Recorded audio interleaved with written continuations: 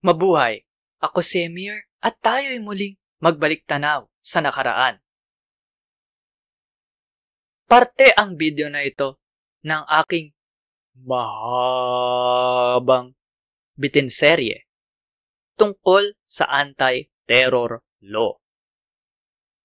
Para panoorin ang buong video, pindutin ang link na nasa end screen o nasa description. Disclaimer lang po ha, babala. Para lang po magbigay impormasyon ang video na ito. Hindi po payong legal. Salamat po.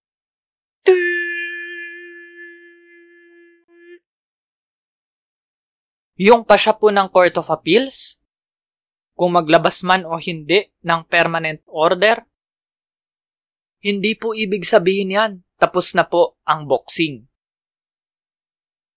Una, pwede po yang iakyat sa Korte Suprema. Pangalawa po, kung katigan man po ng Korte Suprema ang pasya ng CA na dapat maglabas ng permanent order,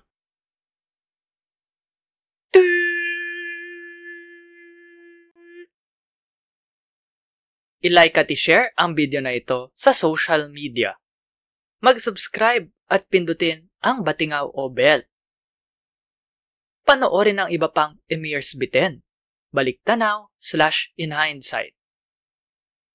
Suportahan ang palabas sa Patreon, sa PayPal, o magbigay ng crypto. Salamat sa kapatid kong si G-G Arts para sa aking avatar. Tignan at suportahan ang kanyang mga gawa sa mga link sa description.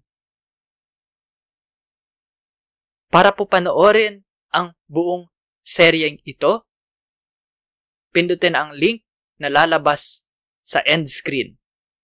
Dapat ngayon na. Maraming salamat po. Hanggang sa muli. At ingat.